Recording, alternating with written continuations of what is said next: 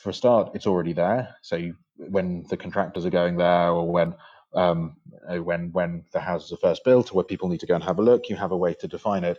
And secondly, honestly, even when they perhaps a new build area, a new street, new houses have been added to the address system. I mean, who knows how long it takes to propagate into all the databases that people have, whether it's the delivery company or the postal service or the electoral register, whatever it is. It can really take a long time to get those things out to all the other systems. So What3Words is very effective. Hello and welcome to another episode of the Mapscaping podcast. My name is Daniel and this is a podcast for the geospatial community. Today I'm really lucky to have Jack Whaley-Cohen on the show, and he's one of the co-founders of a company called What3Words. And this is a company that has created a coordinate system for humans and is rethinking the way we talk and communicate about location. Just before we get into the interview, I want to mention the sponsor of this podcast, Hive Mapper. That's Hive as in Beehive Mapper. And this is the platform that lets you upload video footage to the cloud and have it automatically converted into 3D geospatial layers. One of the really great things about this platform is that you're not locked into using any one kind of sensor or drone to collect this data. It can come from a variety of different sensors, a variety of different platforms. Simply upload the video footage, the raw video footage, to the cloud and it's processed for you. Okay, let's get into the interview. Welcome, Jack. Welcome to the Mapscaping podcast. I'm so pleased to have you on today. I've actually done an interview with one of your team members before, but the sound quality was just too poor and I could not get myself to publish it. So I am really pleased and really grateful that you took the time to do this interview with me today. So you are the co-founder of a company called What3Words, and you're doing something really interesting around addressing, or the way we think about addressing. But before we dive into that, can you tell me how you got involved with this company, what your background is? Sure. So yeah, it's very nice to be here. Nice to talk to you. I had been running a translation business for about 8 years with a friend of mine, and I left that and was trying to take some time out. Started another business which didn't go particularly well, and my wife and I were about to have our first child, so life was kind of taking a new turn. And then Chris Sheldrick, who is one of the co-founders of What3Words, who I hadn't been in touch with for the years, we had been on the school chess team together, in fact, got in touch with me and said, hey, got something of an idea brewing. I know you've grown a business before in the tech space, you know a bit about languages, from my translation industry background. Will you have a chat about it? So we did, and I was instantly hooked, and we started doing this startup thing where you get in a room and throw ideas around and work out whether you're actually going to give some of your life over to it. So yeah, that was how I got involved. Excellent. And what is it that you gave some of your life to? What is What3Words? So What3Words is a way to communicate locations very easily in a very human-friendly way.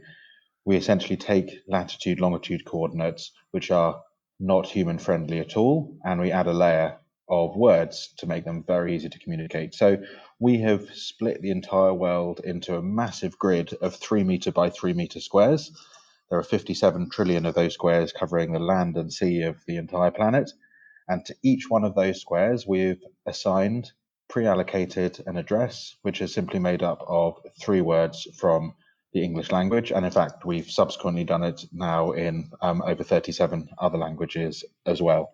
So the What3Words office address in London, in What3Words terms, the 3-word address is Filled Count Soap, and that takes you to the unique square called Filled Count Soap, which is just outside the entrance to the studio building where What3Words London office is located. So that is what What3Words is in a nutshell. Okay, so you're providing us with a much easier way of navigating, of talking about space. And you divided the world up into this grid of 3 by 3 meter squares.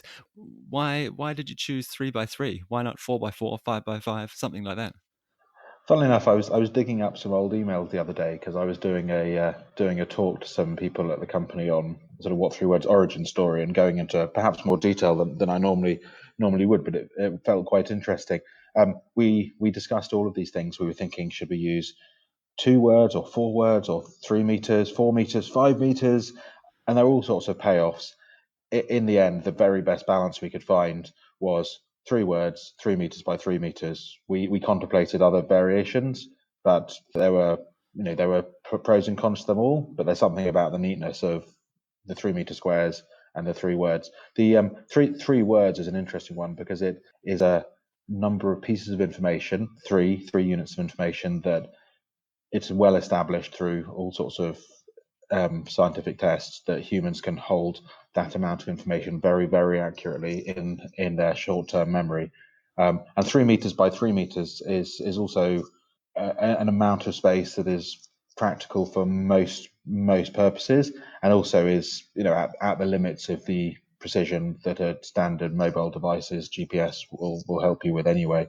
So yeah, lots of factors, but in the end, it seemed like a good balance. Yeah, and it seems like there's a lot of crossover there. Definitely, you've got that the address is short enough that people can remember it, which is, I guess, a really big part of the problem you're trying to solve. You're trying to get away from those latitude and longitude, and the current addressing system, which can be quite complicated if you really stop and think about it, with different streets, completely different streets, perhaps even in separate parts of the world, having Yeah, the same name. So I definitely get that. and actually, just on that point, it's not that many countries in the world just don't have a functional addressing system, and um, the repeated street names within one city can be extraordinary. I mean, I think Mexico City has 600 plus Juarez streets, so it gets pretty complicated. Yeah, absolutely. And I guess in terms of the 3 meter by 3 meter accuracy that you can get from the system, that must be good enough, I guess, in terms for a great deal of the navigation sort of challenges that we're trying to solve. I could definitely imagine scenarios where it wouldn't be good enough, where we need a really high accuracy. But the system feels like it's designed for people from the ground up. That's absolutely right. It is. There are plenty of use cases where a much higher degree of precision is going to be needed, and you're going to need professional grade equipment to get that kind of precision. But for the vast, overwhelming majority of human use cases, 3 meters by 3 meters is not a big amount of space. And we do expect people to use their eyes and look up from their devices occasionally. If you're expecting to find an apartment block or house number 37 or a green door, once you've got to the three-word address, you're going to look up, and it might be behind you, it might be to your front or to your left, but you're going to see what you need to see when you get there without any difficulty. It's in a way, in the logistics industry, they talk about the last mile problem. We think with what three words we can flip that to become a last meter problem, which is quite a big difference.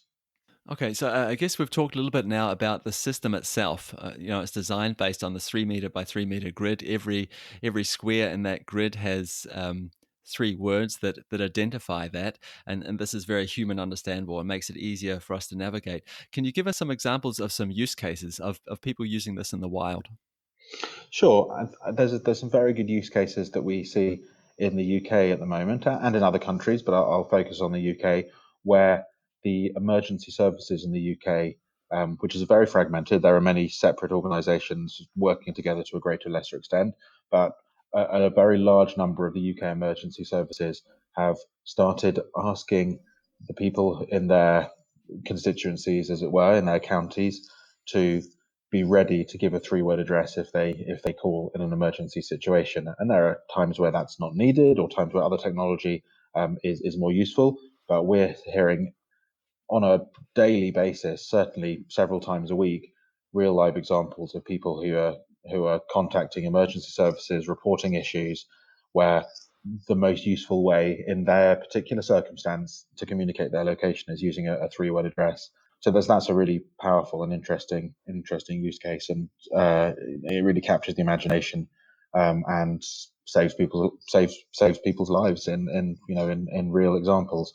So that's one very good example. Another one is we have several car companies in around the world who are implementing or have implemented what three words in their in-car navigation systems, and that's extremely powerful because I don't know whether you ever tried using voice communication with a car or with a device. With addresses, voice communication is really not a very good experience. In a car, you really should be using voice communication, voice instructions, because you shouldn't be pressing buttons and so on and so forth. What three words is absolutely designed for voice. It's very easy for us to configure with the automobile companies to get the three-word addresses very clearly understood. So an example, you can get into a very large number of Mercedes vehicles, all the new A classes and everything with a particular more recent update on their in-car head unit system. And you can say, hey, Mercedes, navigate me to filled count soap or table, lamp, chair, as the case may be, whatever three-word address you're going to, and the in-car system will understand what you're asking and will fire up the navigation system, and off you go, and you know very confidently you're going to find the right spot.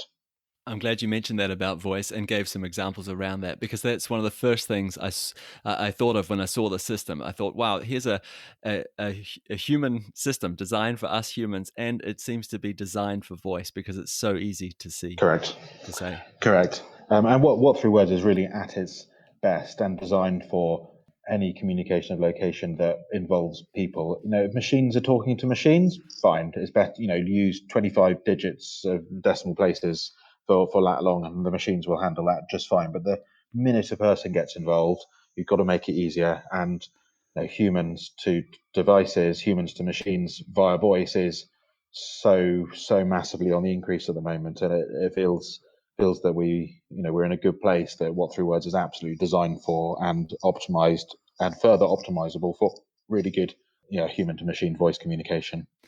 And correct me if I'm wrong, but this grid, this index that you've made and put over the whole world, I'm assuming that's not going to change with time, and so already you've solved one of the problems that we see with the current addressing system. Firstly, it's global, so this will exist everywhere, and it's the language that that defines the identification of that square, and secondly, it's not going to be updated. So in Denmark, for example, we have a new street, a new neighborhood going in, and we either extend the addressing system by adding more numbers to the existing street, or we create a whole new street, and this is happening constantly, and it's a real struggle to keep up with that. And of course, this gives all sorts of problems in terms of when you're working with GIS, for example, because so many things are attached to the street level address. Yeah, absolutely. So, to answer your first point, yes, it is designed to be fixed like a proper coordinate system. Once we have released a three-word address system in a particular language, then it will not change. It's fixed. We put on an enormous amount of work to get them as good as possible before we release it, and that gives the great advantage, as you say, that when a new builds are put up, yes, they will eventually get street addresses or extension of the systems. And I think that's important to have, to have traditional addressing. But the three-word address gives you, for a start, it's already there. So when the contractors are going there, or when the houses are first built, or where people need to go and have a look, you have a way to define it. And secondly, honestly, even when they perhaps a new build area, a new street, new houses have been added to the address system. I mean, who knows how long it takes to propagate into all the databases that people have, whether it's the delivery company or the postal service or the electoral register, whatever it is. It can really take a long time to get those things out to all the other systems. So what three words is very effective in that the addressing is already done wherever you are in the world, and so you can just start using it as soon as you need it. So one of the big things I could see where people might have a little bit of pushback on this is, firstly, you're introducing a completely new system. So we have longitude, latitude coordinates, which machines use. We have the current traditional addressing system, and now we have this other system as well. And please don't misunderstand me here. I can see a lot of advantages with what you're doing, but a huge disadvantage I could see is that you're trying to change the culture. You're trying to change the way we understand and relate to certain places. And if I think about neighborhoods, for example, people buy into neighborhoods because there's some perceived value with living in certain areas, and they attach a lot of that value to the name. And if you come along and say, well, this has a completely different name now, like how are you solving those problems? It feels like there's a huge education piece here, and a huge shift in the culture that needs to happen. I think that's a really valid point, and certainly one that we're extremely conscious of and aware of. I think on the one hand, we are not trying to replace existing addressing systems. We provide a very powerful complement to those addressing systems. So we're not trying to redefine what whole areas are known as. We're not trying to stop people referring to their street names or their house numbers. But when you add a three-word address to any of that contextual information, then you get that laser pinpoint precision that helps you once you're in or near the area that you're aiming for. And you're also right that education and behavior change is a big challenge. It is for any adoption of any new system and any new technology. Most postcode systems were designed for horse and cart or for delivery of mail, which isn't really fit for the way people do things these days. So we think that the education we can do and our customers do when communicating to their users, that can really help people understand the value of a new system. And we were seeing that in many countries around the world now. UK is a particularly powerful example right now. And I told you about the emergency services use case. People get it. They see the real life examples about how it helps them. And then the behavior change starts to happen and the education takes a big step forward. I just want to shift gear a little bit now and talk about perhaps another side of this that I think is really interesting. And I could imagine, for example, this being seen as a fantastic branding opportunity for people. Has anyone approached you saying, hey, I really want my brand name or a certain set of words on a specific location? Yes, people do ask about that, and in fact, we did trial something like that in the very early days of the company, but we stopped doing it for various reasons.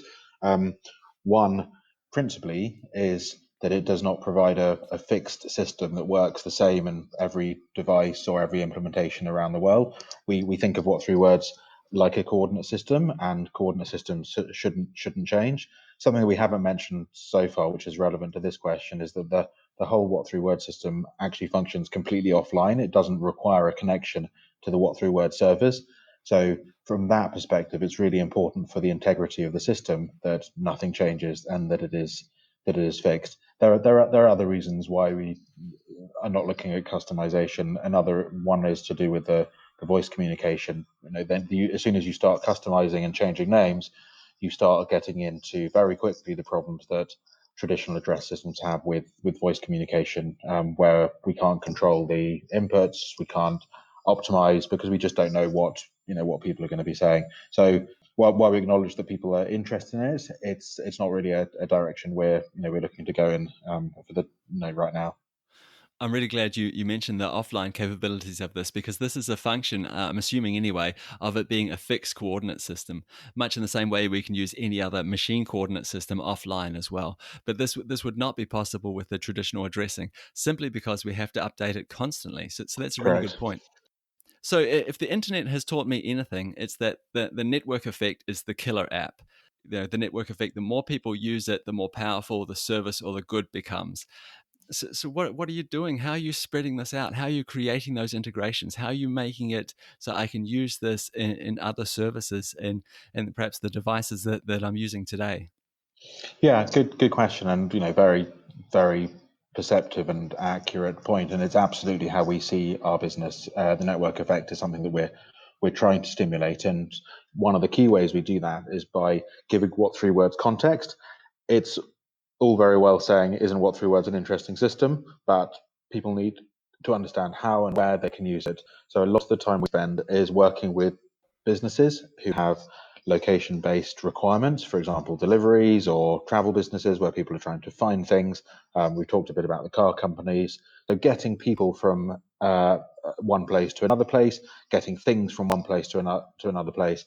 So when you think about it like that, if what three words is integrated into taxi apps, as we are in various ones around the world. One good example is Careem in the Middle East, which is owned by Uber. It's the Uber of the Middle East essentially.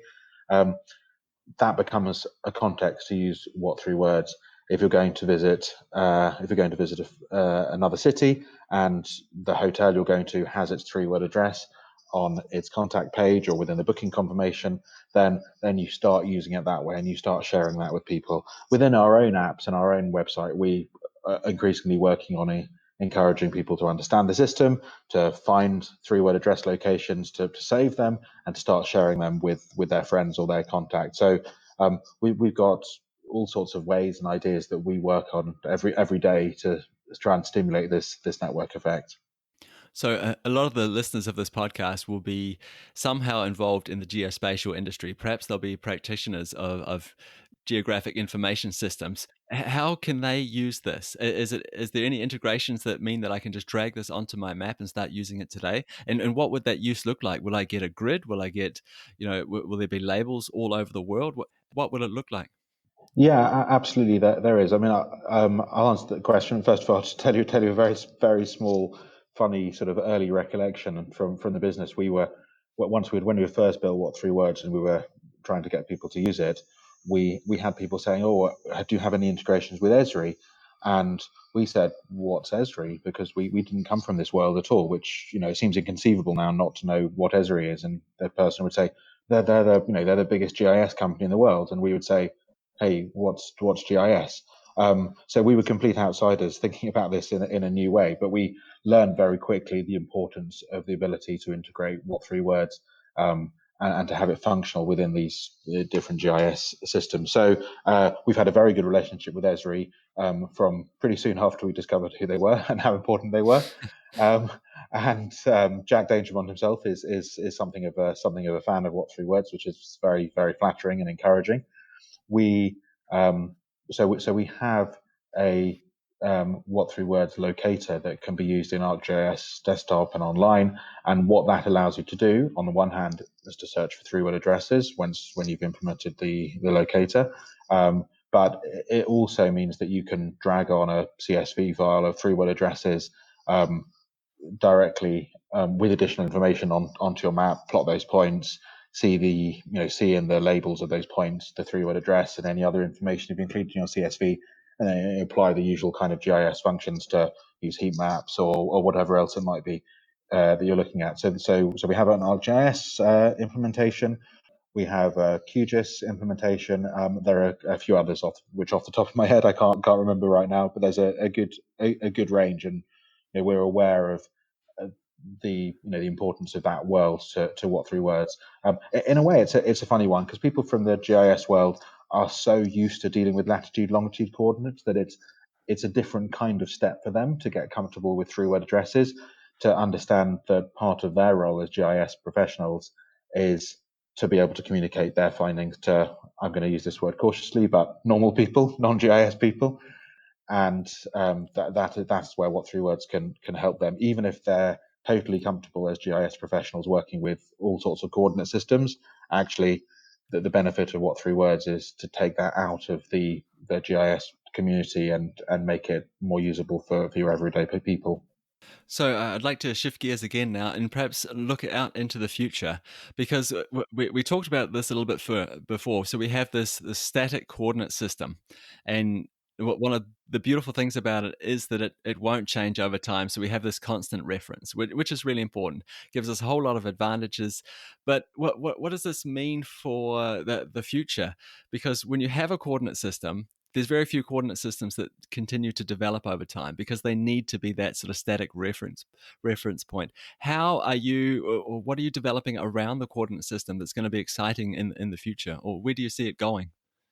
That's a great question. A lot of the work that we do in the company, from a technical and product perspective, is to make our particular coordinate system, the three-word address system, as usable as possible. So we've talked about the voice work that we're doing.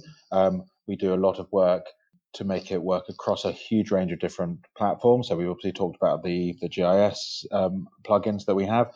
We have an interesting development which is now available in some languages within our own mobile apps, which is optical character recognition. So you can, instead of speaking to your device or typing into your device a three-word address, you can press on the camera icon and it will read a page and find the three-word address and use our technology to make sure that you get a really accurate understanding for the device of what that three-word address is.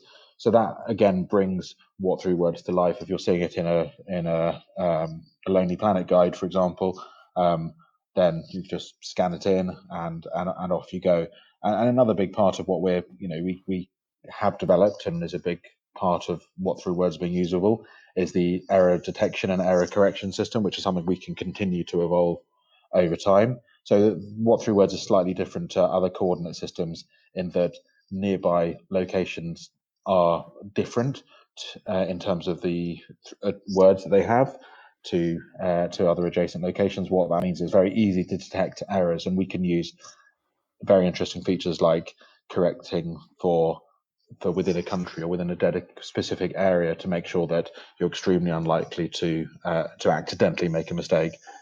So yeah, the high level answer to your question is we're really just looking at ways to make the technology more usable, more human friendly, make it available across a range of platforms. And we talked about this earlier. Just get it out there into the world, get people using it, stimulate this network effect by getting it into ever more useful contexts, whether it's food delivery, package delivery, finding your hotels, or hopping in your car or your taxi. I really love the simplicity of what you've built here. I love the way it's designed for humans right from the start, even in terms of the length of the address, the 3 words, the 3 meter squares. I mean, this is all very human relatable stuff, and I love the fact that it's so usable in terms of voice, and now you're building this optical character recognition. So again, very visual, very human. That's amazing. Good, thank you. That's very, very kind of you to say so. I mean, I have to, if I'm being honest, a lot of these things we did think about in the beginning, and other things have been consequences of good slash lucky design decisions early on, but we've been able to make the most of them. And I think understanding that what three words is for humans has driven really all our decisions from day one, even if we haven't quite realised the full potential of those decisions until the fullness of time plays out. Yeah, and it's not just for humans, but it's for humans to talk to machines with and to other Indeed. humans. So I think it's a really great way of translating, I think. Now, I would be remiss if I didn't ask you if there had been some sort of unfortunate collections of words out there. I mean, have you had to go through the data set and maybe spread words apart so they didn't sound the same, or perhaps didn't sort of create any sort of unfortunate misunderstandings? Yes, there's a couple of points there. So the language creation process is one that we take very seriously. It is extremely complicated, many orders of magnitude more complicated than you would imagine, even if thinking about it very hard. Um, so there are certain things that we do in particular for each language. Once we've understood the nuances of a particular language and any intricacies that we need to understand about how the language is spoken and spelled and written down, there are things that we always do. So we do work to remove as best we possibly can all words that sound the same as each other to avoid confusion. So in English version, you won't find any address that is sale there here because you don't know how we're spelling sale, how we're spelling there, how you're spelling here, and a machine wouldn't know that either. We also put in a lot of effort to removing words that are offensive, including culturally sensitive words. So, for example, in our Arabic version, we're even more careful than we normally would be to deal with any alcohol related words, for example. Once we've done all of that and we've removed certain other categories of words, then what we find is that each word individually should be pretty much okay, and it's a word that you'd be fine with having in your address. There will be reasons why a particular word may not chime particularly happily for a particular individual, but in general, they're all going to be fine. Of course, you can find combinations that are strange or unusual, a bit rude. But you know what? In the real world, you have very rude place names as addresses that have developed through history. Some of which have been changed from the utterly depraved and filthy to more modernly acceptable terms. And people live with it. So it's something that we are aware of and conscious of, but we put in a huge amount of effort to try to mitigate that and minimize it to the negligible risk. We hope. Yeah, and it sounds like you've put a lot of thought into it, and I guess that's the advantage of building something once, and Yeah, not sort of adding to it over time. So you've built this system, and you had time to think about it at the start. What do we want it to look like? How do we want it to feel? What problems are we trying to solve with it? And what's the best way of doing that? that's right. I mean, our languages team in particular are are phenomenal, and they work with huge numbers of native linguists to really understand a language and get the design considerations for a particular new language implementation right. And that applies across the business. A huge amount of thought goes into everything. Well, Jack, I really want to thank you for taking the time to do this interview with me. I've really enjoyed the conversation. I've really enjoyed learning about this completely different way of addressing data and how it's going to solve problems, especially looking into the future in terms of autonomous vehicles. I could see having this coordinate system being a massive advantage for people and for machines. So Yeah. I really appreciate your time. Before I let you go, where can we go to find out more about you, or maybe reach out to you and learn more about What Three Words?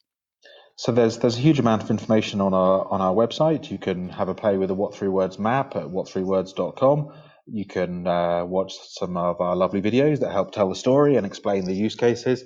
And of course, download the app, which is available on iOS and Android. Have a play, get used to using it, and actually have it on your phone. You never know when you might need it. Thanks, Jack. Really appreciate it.